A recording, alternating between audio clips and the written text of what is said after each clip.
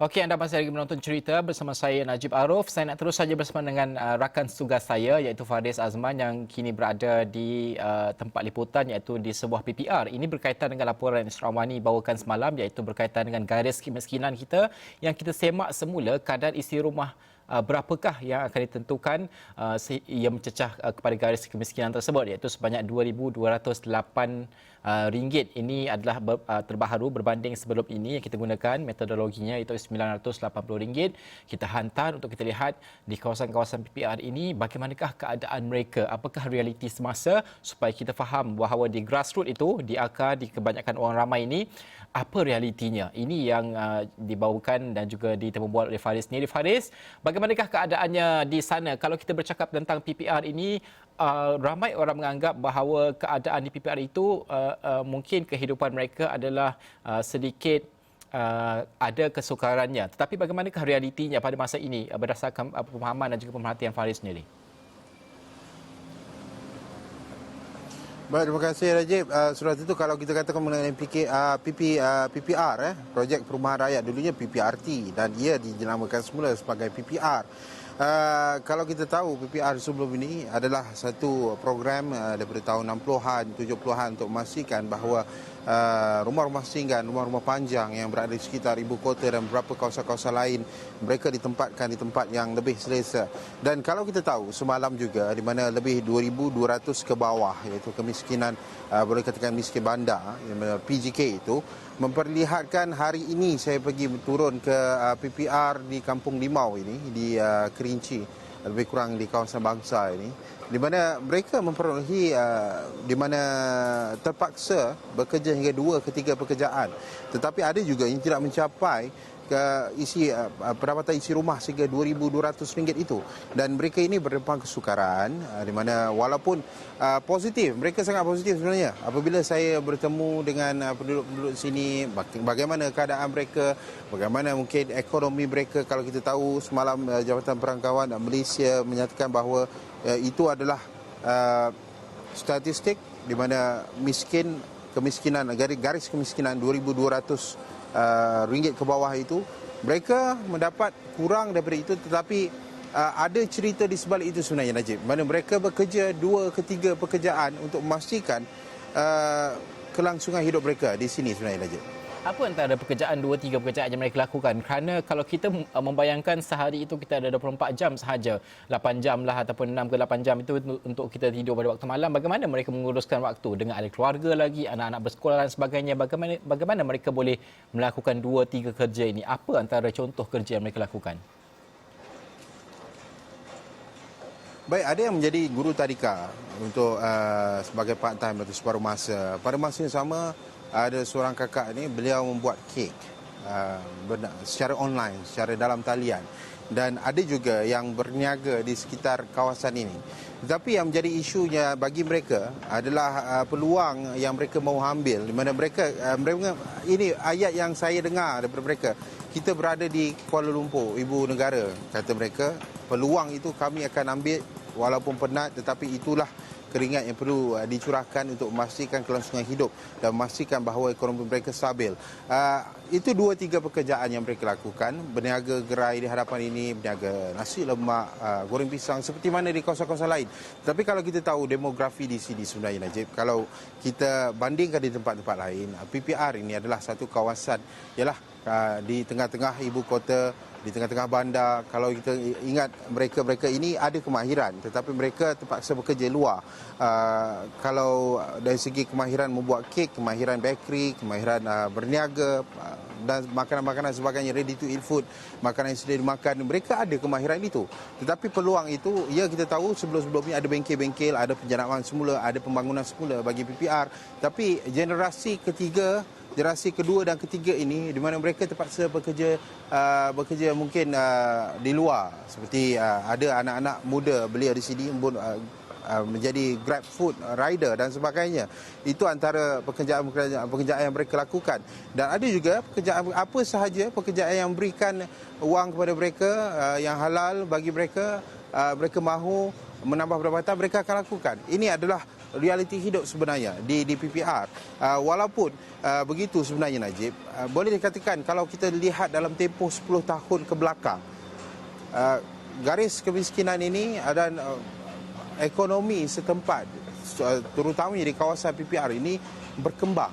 Dan mereka ini boleh dikatakan mereka betul-betul untuk memastikan ekonomi setempat ni semakin meningkat, ekonomi persendirian individu mereka, ekonomi keluarga mereka, ya, pendapatan isi rumah mereka meningkat.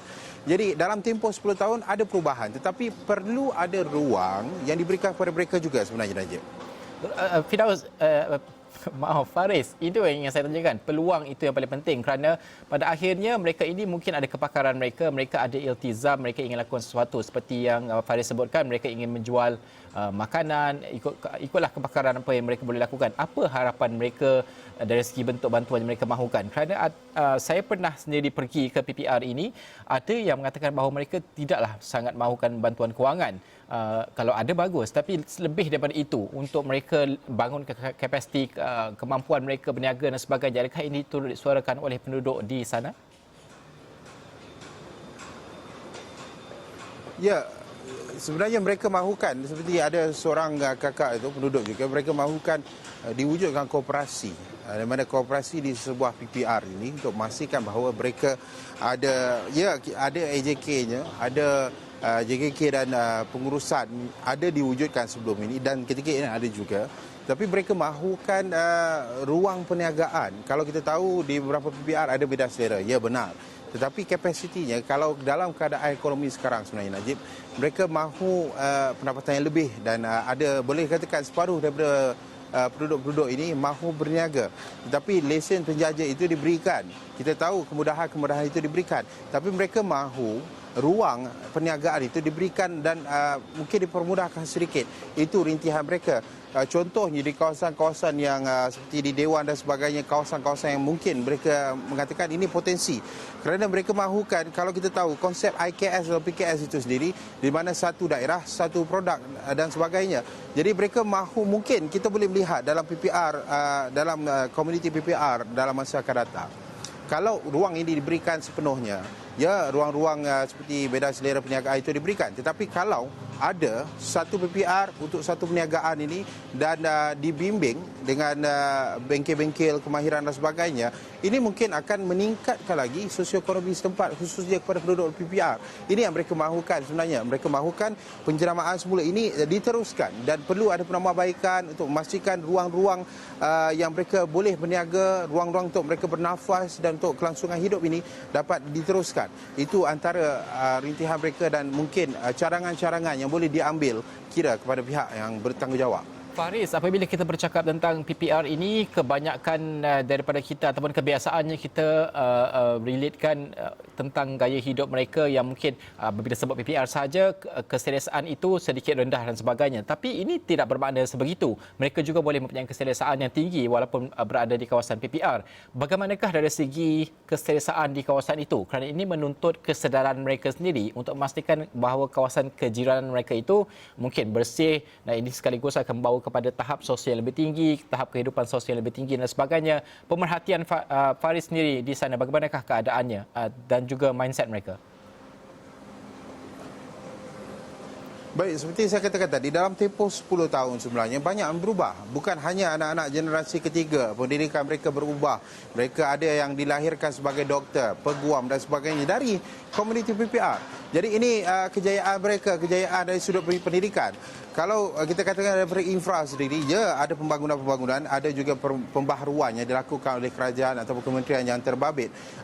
Itu dapat dilihat dari sudut itu. Tetapi kalau kita tahu mentaliti dahulu, apabila kita mengatakan PPR, kawasannya mungkin tidaklah bersih sangat dan sebagainya. Itu mungkin mentaliti, persepsi dahulu. Tetapi apabila saya berada di sini, sebenarnya persepsi dahulu itu masih ada di segelitir masyarakat. Tetapi ia berubah. Mereka ini berada di ibu negara, mereka dengan keadaannya sangat bersih, dengan keadaan mungkin infra itu ataupun rumah itu agak sedikit sempit, tetapi bagi mereka itu selesa. Kerana itu ada bergantung pada kemampuan. Kerana rata-rata mereka ini adalah golongan B40 dan mereka dalam pembaharuan untuk meningkatkan pendapatan isi rumah mereka dan untuk meningkat ke M40 mungkin dalam satu hari nanti, kalau ruang-ruang ini diberikan kepada mereka perniagaan dan sebagainya, dan keadaannya agak berbeza. Kalau dahulu saya pernah pergi ke PPR, tetapi kali ini keadaannya agak berbeza.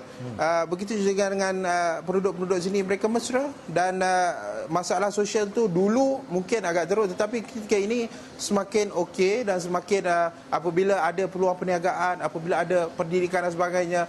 Jadi ini adalah realiti hidup sebenar di PPR yang semakin meningkat dan boleh dikatakan setanding di kawasan-kawasan lain sebenarnya. Ya, itu juga yang ingin kita bawakan pada 7.45 nanti, kerana semalam juga Tok Pa Datuk Seri Mustafa Mohamad menyebut tentang bahawa dalam golongan 40% ke bawah rakyat kita ni ataupun B40 kita panggil ini, mereka juga membezakan pendapatan mereka mengikut peratusan-peratusan tertentu, sebagai contoh B10, B20, B30 sehinggalah B40, dan ini akan membawa kepada bantuan dalam apa segala aspek yang kerajaan ingin lakukan lebih bersasar lagi. Ini kami akan bincangkan pada 7.45 pada malam ini. Terima kasih Faris kerana membawakan laporan tersebut. Saya percaya akan dimuatkan dalam Awani 7.45 pada malam ini dan juga pastinya astroawani.com. Terima kasih.